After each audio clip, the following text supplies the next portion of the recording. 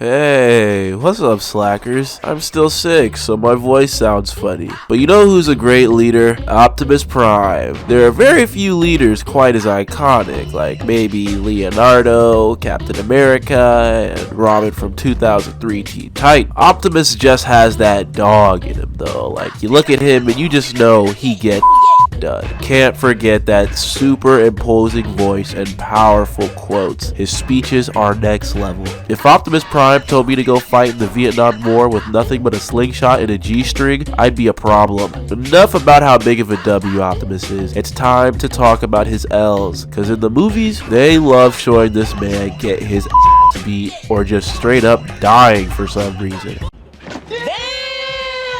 I'm only going to be talking about these three movies though, cause he got it the worst of these ones. In Dark of the Moon, he just kinda got tied up and had his arm cut off, which really isn't that bad. I don't remember anything that happened in these two, and I don't feel like watching them. And he was only a Bumblebee at the beginning and the end. Also, can we all agree the opening to Bumblebee is the greatest piece of Transformers media ever aside from the Cybertron games? Glad we all agree. Enough with the preamble, let's roll out. Return to the Transformers. So I want to talk about the first Michael Bay movie because his beating isn't as bad as it is in the other two movies. So let's break this down, gang. Picture it in your mind. It's the final minutes of the movie. Megatron just killed Jazz. Optimus is pulling up fast and mad. The two meet. The only words exchanged are their names as they go to the final battle. Then it turns out to be one of the most one-sided fights in the franchise. Megatron is absolutely dog-walking Optimus Prime.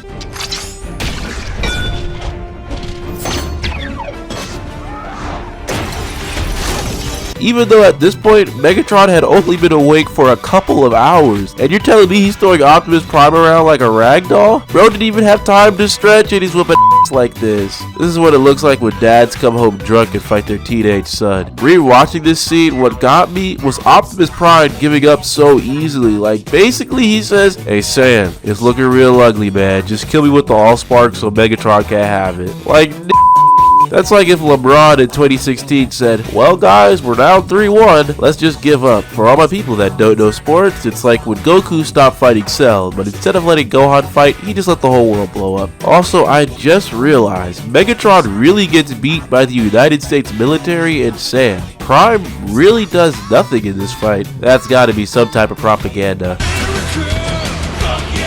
All in all, it's pretty bad, but it could have been worse for our boy. Next movie. Let's take it back to 1986 for the very first time Optimus Prime died. This is kinda crazy when you give it some context. This is the very first generation of Transformers, so it's very much still mostly for kids at this point. So the lovely people at Hasbro decided, you know, what if we just killed off most of our kid fans' favorite characters in cold blood for our first movie? And then everyone in the room was just like, you know what, that sounds like a great idea. So that's what they did. In the first act of the movie, Optimus Prime dies in a fight with Megatron. I'll give him this, the fight feels pretty epic, like they've finally had enough back and forth and someone's gotta die today. It's an even fight too, with Optimus Prime just edging out at the end, but he ends up getting shot several times because that goddamn snot rod over here getting taken as hostage because he got in grown folks' business. He's supposed to be the new Optimus by the end, and it's like, dude, you just got him killed, how dare you stand where he stood? Such a disrespectful death for such an iconic character. If anything, Optimus should have died at the end of the movie. That would have made way more sense. You don't kill your main guy at the beginning.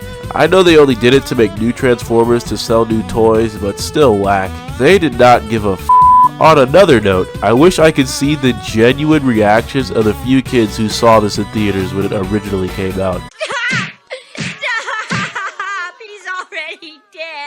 Because honestly, this movie could be its own video with all the deaths, cussing, and did you know back then Transformers could just fly in their robot form if they felt like it? Yeah, it's pretty weird, but that's a video for another day, maybe. Alright, last movie, and it's Transformers 2 Revenge of the Fallen. I don't know what was going on at Hasbro or in Michael Bay's head, but I believe someone had a personal vendetta against Optimus Prime for this one.